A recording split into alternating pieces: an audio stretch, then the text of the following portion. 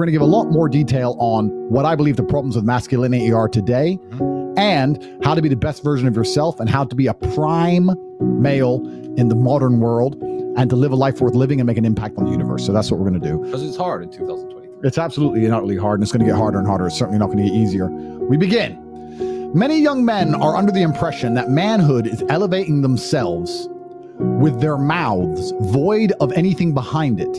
And you couldn't be more wrong. They confuse the idea of peacocking, which is, I believe, is quite a masculine trait. People think that if you're truly secure, you don't want a nice car, you don't want a fancy watch. I disagree. I think since the beginning of human time, men have always peacocked. We've always shown our value with material things. It doesn't matter if we went to war and killed the enemy and took a feather from the enemy and put it in our hat. Doesn't matter if we chopped our enemies' heads off. Doesn't matter if we took a piece of gold and wore it around our neck that we stole from some village we raided. We've always been peacocking to a degree. We've always been showing the world that we're valuable and that we're successful and that we've done something important. And peacocking is very important. But men have got this confused, and they think that they can just use their mouths to elevate themselves without any genuine substance behind it. And that's one of the largest mistakes, because that shows, one, insecurity, and two, when you're genuinely tested, and God will make sure that you are, you're going to fail. So it's very important you're not the kind of person who thinks, I understand I need to elevate myself as a man. I understand I need to be high status. I understand I need to be respected. I'm going to do that with a big mouth and no genuine capability to back that up. That's one of the biggest mistakes. In fact, it's extremely feminine. And God's going to test you if you keep running your mouth. God's going to test you. I really believe the reason we went to jail is because we became the most famous men in the world for our mental fortitude. And if you're going to be called the top G, and we're going to be the Tate brothers, and we're going to be known for our mental fortitude, God is going to test our mental fortitude by throwing us in a Romanian dungeon surrounded with cockroaches. There's no way you can become the top G of the planet. There's no way you can become the most famous brothers on earth and be respected for your mental fortitude and all the things you teach, and God not test you. Because there are people out in the world who preach mental fortitude, etc., who break down whenever anything difficult happens to them. Absolutely. And God is always watching. So it's very important you're not just somebody with a big mouth. You have to have some genuine things to back it up. Substance. And I feel like a lot of you didn't have a present father or a strong father figure to emulate. So you have no frame of reference for masculinity. So you see these idiots with a big mouth online. You think having a big mouth is going to be enough. And it's not enough for God. It's not enough for the reality of the world, because if you walk around with a big enough mouth, eventually you're going to get checked. You can get the shit kicked out of you. Yep. And it's also not enough for females.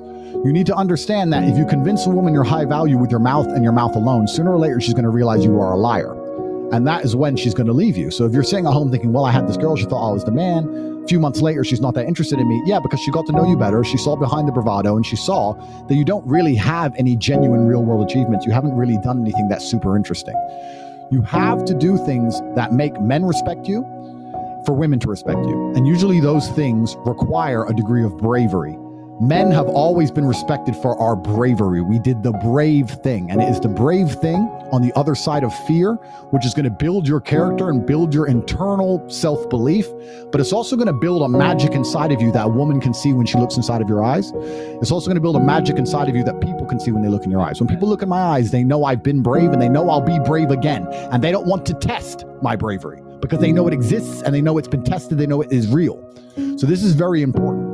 People confuse this and say, oh yeah, confident men don't talk, confident men don't brag. And they're saying that because a lot of people who are bragging have nothing to back it up. Once again, I slightly disagree. If you have enough to back it up, you are allowed to brag. But you have to make sure there are real world achievements and you're not living in any kind of delusion. Absolutely everything as a man is your responsibility.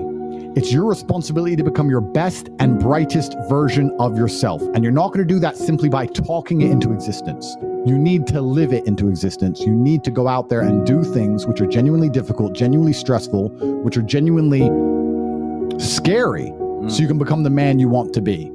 So you have to take responsibility for these things, and you have to seek them and choose and find the correct difficulties for you to overcome so you can build a character worth having. It's the information that you absorb and what you do with it that will ultimately mold and shape who you want to become. So every single one of you who is watching this, you're in the right place at the right time. We're going to give you some very important information today. I hope you implement it and you use it to the best version of yourself. But it's also very important that you create the world you live in. You create your reality. You create the information you absorb, and you're not sitting there absorbing garbage from loudmouth idiots or matrix programming that's designed to keep you inside of the slave mind. You have to be very careful with the things you consume. So I want you to think at home, before we read the super chats, which we're about to do, I want you to think, besides your loud mouth, what do you have that make people know you're truly a man? What do you have? I can name some things, right? People walk in my house, they can see, okay, I'm financially successful. They look at my body, they know I'm motivated, disciplined, I'm extremely strong. They look at my world title belts, they know I can fight. They look at the woman on my arm, they know that I am worthy of respect because she treats me with absolute respect. They look at my network, they see that men treat me with absolute respect. I don't have to open my mouth and people can instantly look at me and go, okay, he has X, Y, and Z. If you couldn't talk, you put on a t-shirt, you put on some jeans, and you can't talk, and you're walking around the world. When people look at you, why do they see you as a high-value man? Do you have anything you project? Do you project true bravery? Do you project true confidence? Or do you need to talk to try and convince people of these things? They say confidence is quiet. It can also be very loud, but you don't want to live in a delusion. That's the first thing. So I want every single person here who's actually taking notes to think, if I can't talk, how am I judged? If I can't speak, what do people think of me? How am I projecting my value to the world if I can't say a word? That's the most important thing.